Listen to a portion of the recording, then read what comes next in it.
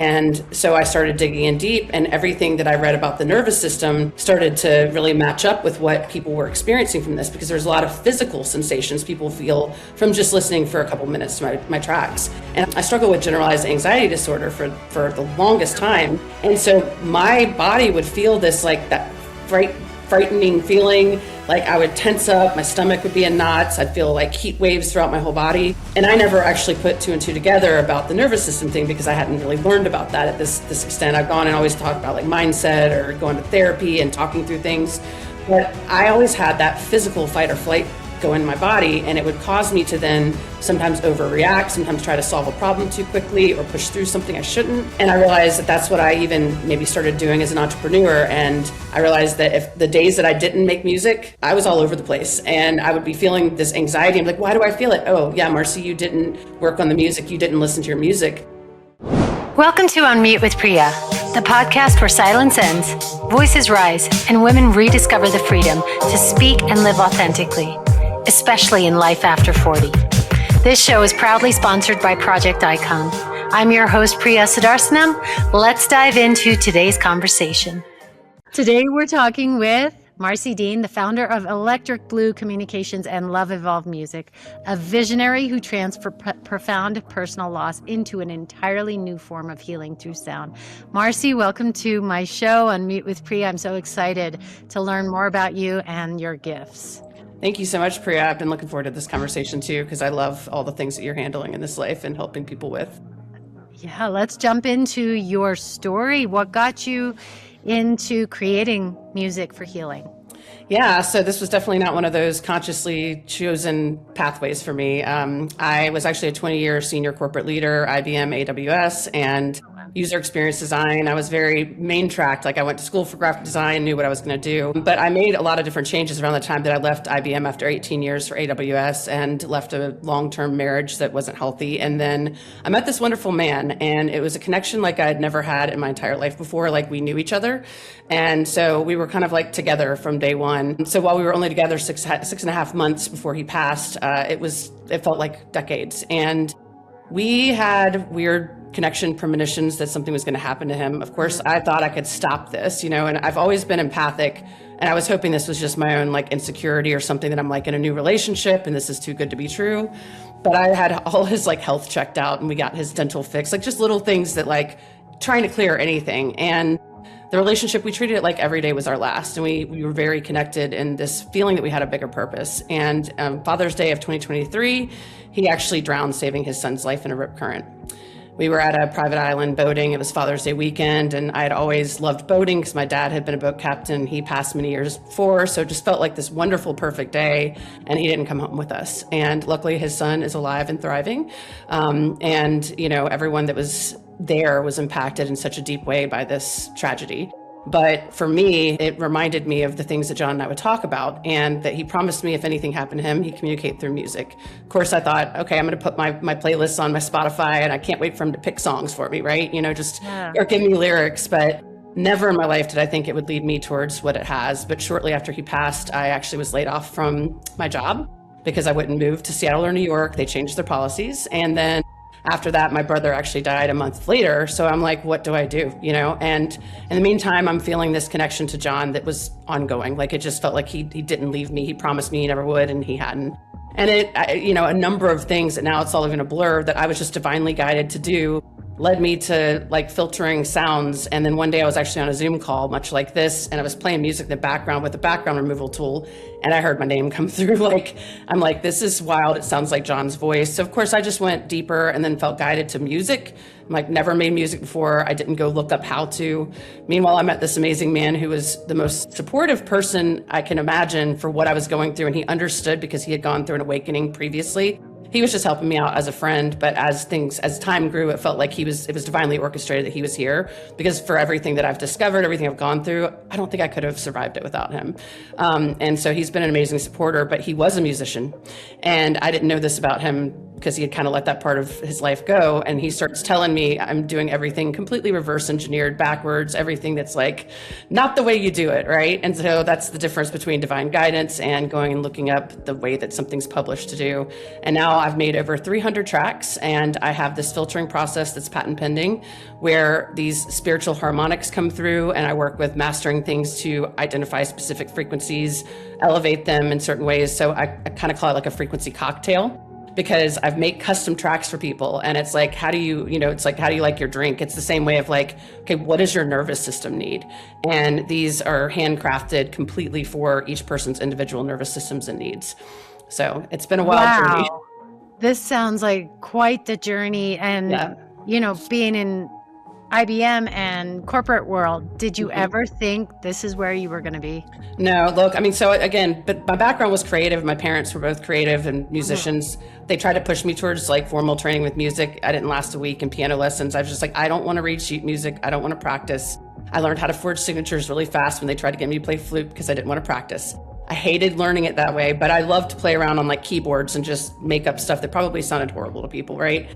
So never in my life did I think I'd play music. In fact, I loved it. I loved it so much. And I had so many friends that were great musicians and looked up to them. But I went the art direction. I went the user experience side of things and still had that creative nudge towards music, but never did I even try to open GarageBand and play around. So this was a completely different shift in my life. And you talk about divine guidance, and there's a lot of spirituality that this is absolutely, we're spiritual beings, right? And you're talking about this connection to this unseen, unheard, this thing that we don't see. And then so we don't often ignore it. But did you have that before as well? Or was it? Yeah. So, I always called myself that spiritual connection. Yeah. I called myself an empath. I kept it pretty simple. And I kind of over time, I didn't really go to church when I was younger, but I chose Christianity. But I always saw it as an individual relationship. And I didn't necessarily buy into everything that I heard from different pastors. I found a couple different places where I was I could connect to the message.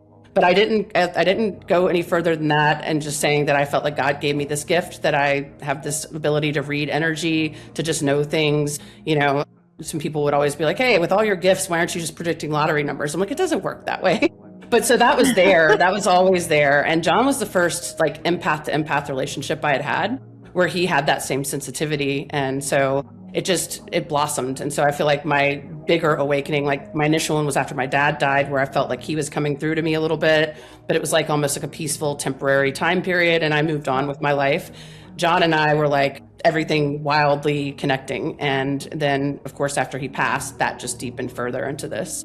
So I've not been one of those people that wanted to chase the woo route. I was not a person who, was going to follow all the trends of what I saw spiritual people doing, or didn't necessarily buy into it. But now I've seen that God is so much bigger than anything that we can box him into, right? This world and everything that we're here for, there's no human that can put it all into words and have it all figured out, right? Or we wouldn't be here. I have goosebumps as you're talking about this. And you're bringing up something also that I just have learned so much about in the past 5 years is soul connection.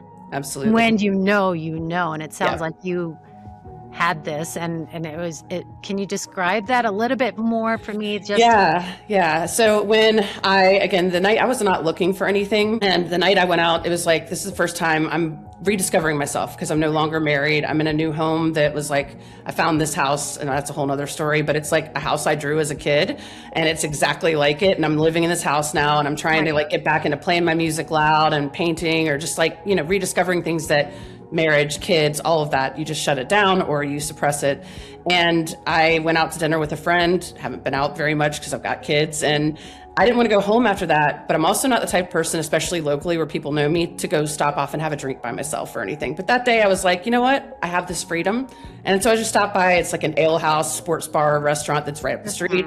And as I walked in the room, of course, John said I looked like I was on a mission, that I was just very mainstream, but I locked eyes with him. He was sitting at the bar, and it was pretty slow. It was right before Thanksgiving. And I felt this energy, you just mentioned goosebumps, my whole body felt like I was coming in there to meet this guy. And I walked I felt guided to walk towards him, but I sat one bar stool off from him. And he kind of laughed, and he's like, you can move over if you want. And I was like, we were holding hands. We were talking about music suddenly. I don't know how, it was just such a energetic blur, but we were holding hands within 5 minutes. And I just met this man and we just talked. We ended up like talking, and he came back and we stayed up till 5 a.m. talking about everything, but music was a huge topic. And I was like, let's share Spotify playlists. Like, this guy was into all the music I hadn't listened to in 20 years since like I had been married, and it was like younger, reviving like some punk emo stuff, like not anything that people I talk to these days even knows. So it was pretty wild. And then we had this thing where we could just sit and look each other in the eyes and communicate like a telepathy level. And we'd confirm those things like consistently for each other. And it was wild. That's incredible. And you bring up such an important part that you were married and you're redefining yourself. And here we're called Unmute with Priya. And this is finding your voice at midlife. And it sounds like you were finding yourself in this Absolutely. process. Something divine in you hit the unmute button so that you really Absolutely. Yeah. And the thing is, I feel like I separated my life. I had a bold voice and felt strength in my corporate positions and was respected there. But outside of that, I kind of just played small, and I kind of did what society wanted, or only posted the photos of my family that looked right, just the little things that I didn't feel like I could be bold enough. So this has been a complete change where I'm posting on social media and I'm going ahead and saying what's on my heart, what's being guided to me, and not having my nervous system freak out and go, oh, delete that before your high school friends see it, or, that mental model that we have when you start to actually voice yourself, I love that you're bringing up the nervous system, because everybody is talking about nervous system. Every when I go on Instagram, everybody's talking about, the biohacking guy or nervous system reset. I want you to talk about how your approach, how your music is cutting edge and is different as far as addressing the nervous system. So share a little bit more there. Absolutely. So again, I was not into any of these things. When I listen to music, I listen to stuff for fun, and there's different songs that would like sit with me. We all have our different favorite ones that, make you feel good. But the music I'm making is not like the music that I listen to. And that's another thing. If I try to aim myself towards building something, it's just like, I call it intuitive flow, because it flows through me. I either like channel stuff on a synthesizer, or even channel lyrics, or using different loops that are already pre-built in. I layer them in different ways. And so I'll just say that I looked into sound healing when I was doing this, not realizing that my music was going to have this kind of magic in it, right? And I would find like the healing frequencies on YouTube and stuff like that, and spa meditation music, and it just is not my thing. So my music is very upbeat. I mean, it can be very mellow, but it's like a story. It's like a genre bending story that takes you to a different place, right? And so you can dance to this stuff. You can use it in different ways, and it activates you in a way, even if you're doing dishes or something where I'm like, the time flies by. So it has a lot of different modalities. But when I started doing this, I started realizing, I need to research more about why this is working. And so I started digging in deep, and everything that I read about the nervous system started to really match up with what people were experiencing from this, because there's a lot of physical sensations people feel from just listening for a couple minutes to my tracks. And I realized I struggle with generalized anxiety disorder for the longest time. And so my body would feel this, like that frightening feeling, like I would tense up, my stomach would be in knots, I'd feel like heat waves throughout my whole body. And I never actually put two and two together about the nervous system thing, because I hadn't really learned about that at this extent. I've gone and always talked about like mindset or going to therapy and talking through things. Right. But I always had that physical fight or flight go in my body, and it would cause me to then sometimes overreact, sometimes try to solve a problem too quickly or push through something I shouldn't. And I realized that that's what I even maybe started doing as an entrepreneur. And I realized that if the days that I didn't make music, I was all over the place, and I would be feeling this anxiety. I'm like, why do I feel it? Oh yeah, Marcie, you didn't work on the music. You didn't listen to your music. And so that's what I've kind of dug in on. And I've had a few people that it's amazing that this is still so early in its development. There's nothing like this out here, literally like patent stuff, And Definitely. There are a few people who had a lot of the physical things, as well as like traumas or addictions, that have used my music like medicine, and they've felt like they get this good high from it, like not getting messed up, but just this like alleviation of those feelings, and then they're able to actually work through them. And I even had a cancer patient, I've had two that have definitely outlived what the doctor said, but one that is completely cancer-free right now, who was given like a 6 months to live diagnosis. And I thought the music would just make her feel better. But then she went back in for additional scans, and she had this aggressive form of thyroid cancer. And they were like, there's no option for surgery. Sorry, you can maybe do some radiation or something and extend it a little bit. So she listened to the music. She went back in and the doctors were just mind blown. They were like, your tumor has shrunk massive, like a massive amount. And your diagnosis is different than what we first scanned, and you can have surgery. And now she's cancer free. So the amount of things that are coming out, I'm like, they're continuing to wow me, and so. Well, you're also bringing up that, this is the connection to source. This is the connection to that unseen thing that's out there that we know that is our divine force. Other people may call it God. And we need to tap into it. It's there for us. It's a resource. Right. And it sounds like you've figured out a way to tap into it and just heal in so many different ways. Absolutely. I love it. I'm like, I want that track really badly. I'm thinking of that. Now, do you make personalized tracks for people? I do. Actually, so I started with making them for people who were in grief, because I knew that this helped me through my grief. And of course, then, as you're building anything, if it works for you on something, then you go to the first thing that you can relate to. And it really did help people. It helped people activate a connection to their loved ones who had passed away, the people who were like, I'm just looking for a sign. And I'm like, they're always there for you. Yeah. But we often, in our grief, actually, the same way people distance source or distance God, right? And it's like this far away thing you pray to. I'm like completely immersed in every day. It's like I'm living in prayer, right? I get up and say yes every day. And so these people that were grieving, a few of them were like, is that so-and-so, like whoever their partner was or whoever they lost? I'm like, I don't know what they sound like, but they would hear them or feel them in my music, where I'm like, I don't know their voice, but they did, Wow. And that energy that would come through was amazing. And then it evolved, again, because I started seeing that there were all these other people, different cases, like through the cancer patient or anything, where it just does all these different things. So I didn't want to isolate this in. And here I'm probably rambling off a little bit from where we were going, but to bring it back around, it's just been, it's consistent exploration and refinement with something when it's this groundbreaking, right? Absolutely. There's no map for it. So. Yeah. I am admittedly a little bit jealous. Okay. You just get to be in your place and just be in creativity mode all day. That's just really amazing. So back to your actual question, remember now, I do make personalized tracks. It started off with that. I shifted to working, sorry, yes, this is what I do, hello.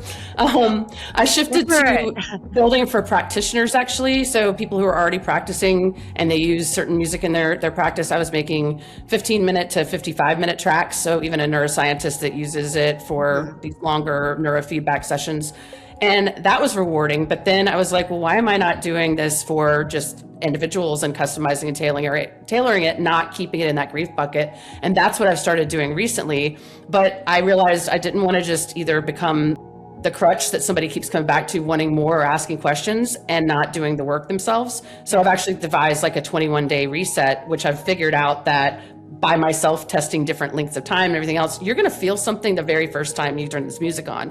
But if you actually use it with the whole entrainment of the brain, and it's like you loop it, listen to it longer, and you listen to it each day, and preferably if you set a consistent time each day, but not all of us can do that. But this program allows that all you have to have is 10 minutes. If you want to spend more time on that, go for it. It's great. Please do. But I've given them exercises and the science behind why listening in different ways each day. So whether you're lying down or you're drawing or you're using a non-dominant hand, it's combinations of things that actually scientifically are proven to connect the dots and help heal your brain and your nervous system. And 21 days so that we can establish the pattern. Habit. Yep. Exactly. Yep.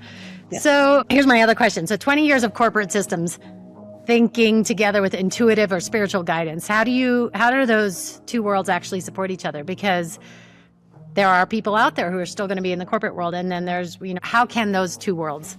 Absolutely. So I think that honestly, that's the biggest thing that benefits me is I was in user experience design. So my entire path was about not just making things look visually right, but what the flows were through these enterprise software releases that we have. I was the creative director for Watson AI Ops before AI became this new trend of being everywhere. And so I understood some of the machine learning and some of the different things that go along with that. But the biggest passion I had was the psychology behind it, not just making it design pretty, but understanding how different people use it and what makes them work, right? So I studied that. I would do research and participate in user studies. So everything that I'm putting out here now I'm making sure it's been user tested. I have tested this with, hundreds of people now at this point, and I have refined. I've done my website over and over again. I've changed my offer, and this is the first one that I'm like, this works. We've got it. Of course, I want people involved in giving feedback and ongoing. So Definitely. All of that has helped me to make sure that I'm not just like taking this thing that I don't know what it can do and throwing it out there and not being able to help answer questions, right? I want to make sure that you're getting that support, that I care about your experience. Yeah, that's a good explanation of how those two worlds meet. What would you say has been the hardest part or the unexpected part of building LovEvolve Music, emotionally, practically, in any area? So the music itself, if I could just do that and bury myself in that every day and like just send it off, that'd be great. It's figuring out the right way to market this, because as I have noticed, and I wasn't looking for this, obviously once you're involved in anything, your feed and everything starts to pop up and like show you it's all over the place. But there's been this massive collective awakening, and there's been so many people starting businesses just because they feel like it seems like a fun, trendy thing to do. Right. And then there's people that are claiming, okay, I'm going to give you this analog sound healing is also powerful. It is amazing. So singing bowls and that sort of thing. But what you find on YouTube, I've even tested, they're not even, a lot of these things people post and they put this like, hey, it's this and it'll do this. Well, it could have a placebo effect, but the frequencies aren't actually in there. And those files are so compressed that I'm actually bringing things outside of the normal range of audio that we hear. So for example, if I were to plug in my song and play it through a TV speaker that maxes out at 100, because every digital thing has its box of volume, at 11, it's loud and clear. But if I go try to watch a movie after that, found this out the hard way, I'm like, what's wrong with the TV? I have to have it up to like 100. So like there's a whole lot of work I'm doing, but it's not raising volume, it's shifting frequencies. And so just in general, it's one of those things that it's so hard to figure out where to find the right people and how to explain to them what this is and what makes it different, and them not just brush it off as, oh, it's another nervous system tool, right? Yeah, definitely. Yeah, and especially over during COVID, I mean, YouTube blew up with all those sounds, and this 432 and 528 and I wasn't even listening to that stuff. I was like, none of this all came as a complete surprise. And it's beautiful how it unfolds, but just like anyone in entrepreneurship of any kind, it's a lot to figure out, and you have to be comfortable with failing and then recovering and saying, okay, that helped me know, just like if people date, you find a lot of people that you figure out what you don't want. Same thing with trying to figure this out. How does it work? What can it do? And who do I want to work with as well, right? So it's not just about me just taking any person who wants this. Obviously, I want to help everybody, but there are limits, right? So, yeah. And what would you say to the woman who's listening to this right now who just feels like, oh my gosh, whether they've been in marriage their whole life and unhappy, or they're in this awakening, which happens at midlife, and they're like, this is my life. Seriously, this is what, that's what happened to me. Absolutely. What would you say to that person and that's listening to this right now, and how you can support them? So I think, if at times I was like, how are all these things happening to me? Like there were so many different things, but some of them were me even making a choice to leave a marriage, even though I knew I probably should have before. It was like, okay, I'm going to make these decisions for my life, and then beautiful things would come, and then they were taken away. But I know that for me, I looked for resources to help. My brother was an addict, and I looked for resources to help my mom with aging, my brother with addiction. I looked for my own family, and nothing would stick, and my kids hated going to a therapist. So there are all these different tools that are supposedly out there to help us. And I still felt like I was hitting a wall over and over again. And so by not giving up and instead going, okay, so now I have this gift and it's helping me, I want to be able to map this out for other people. So if I can give you a shortcut and you don't have to go through as many things as I've had to figure out the tools that work, and I can help with any of the things from my personal experience, that's my biggest goal. Like once you've hiked a trail and you figure out all the right ways to get there and the shortcuts and what to take, and you can actually go, hey, here's a guide, or I can walk with you, right? And that's what I'm trying to provide to people. Yeah, I would have loved this, because my awakening started with a brain injury, and I literally what healed it was putting a sound bowl on my head, like a medicine, doctors, nothing was going to help it. And I put the bowl on my head and would strike it. And I was like, oh, that feels really, really good right now. Yeah. So, having something to take the edge off the awakening, take the edge off the transformation, let it be a little bit smoother, I guess, as you move through all the pauses, perimenopause, postmenopause. I mean, this has been transformative. Yeah. But I'm still in it, so I can't wait to actually use it. So how can people actually access your gifts? Please share your website or how they can get a personalized track. Absolutely. So my main website is LovEvolveMusic.com, and that's the word love and evolve, but one E in the middle. LovEvolveMusic.com. And then for the 21-day reset that I was mentioning, that's ChooseYourOwnHealingJourney.com. And I'll just tell you a little funny side note on that is that as a kid, I loved the Choose Your Own Adventure books. I don't know that everyone that watches this is going to know what it's about, but it was cool because you could read the book over and over again. You can make different decisions. And I feel like I've learned that this is what life is like, right? There's always a path forward. And depending on what decision you make, the story branches out. And what I've realized is there are a lot of systems that are trying to claim it's like a cookie cutter, just do this. What I do is really work with the individual, whether you're a creative artist, you're someone in grief, or you're an entrepreneur, whatever those things are, I have a way that I break that down and really target this towards you and help you work through like defining what your 21 days looks like. You'll have different exercises, different activities. So that's where the whole choose your own ChooseYourOwnHealingJourney.com comes in. Okay. And so you can go to that website and then start the journey with you. Absolutely. Yes. You can book a call there. You can do a little quick survey. It's not as complex as the one you get when you come in with me, but it's like a little bit of a narrative building to kind of see where you are and for me to actually understand so that we don't waste time on the first call, that I actually know what you're coming to me for. And I can spend more time actually giving you a sample of listening and talking through what this plan might look like for you.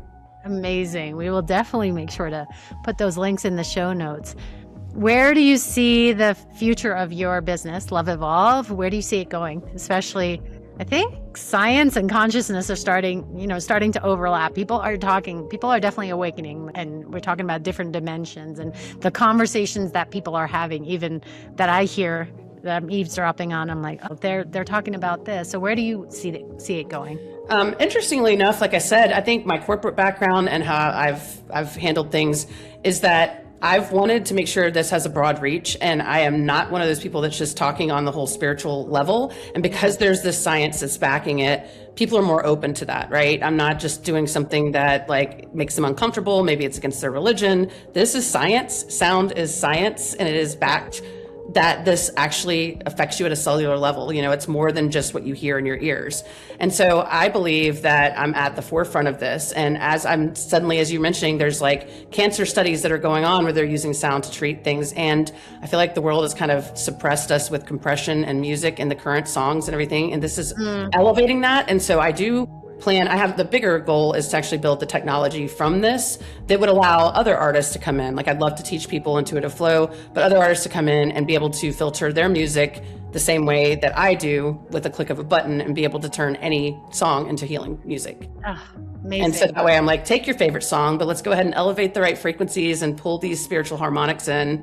And it's, just a whole nother level with the technologies that I can build, as well as the goal for building a 3D, like a virtual reality platform where you're in the music and can shift the frequencies physically and have like artwork and everything display around it and a lot more. But yeah, definitely that's my trajectory. I'd love to have an ecstatic dance party with you. So if you ever throw anything like that, invite me for sure. That would be great.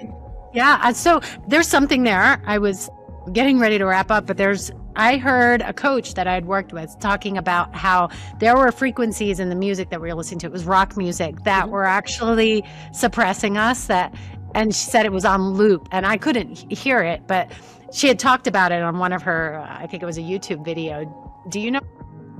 I'm not sure I know that, there's things that have probably intentionally been done.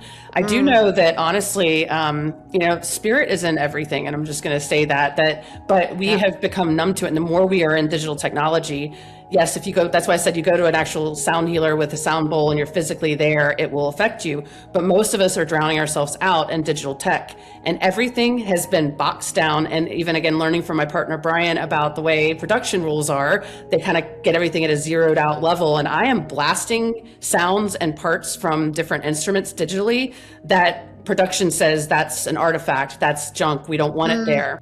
And so I'm actually blasting those, and then I'm cleaning them up and bringing them back down. So it's almost like if spirit is like at the base level of all these different sounds, and instead of doing background removal to get rid of the kids and the noise, it's like I'm taking the stuff out, foreground removal, to bring them forward. And again, this is a completely technological process. This is not me even doing so. This is something that I can recreate and repeat in front of everybody.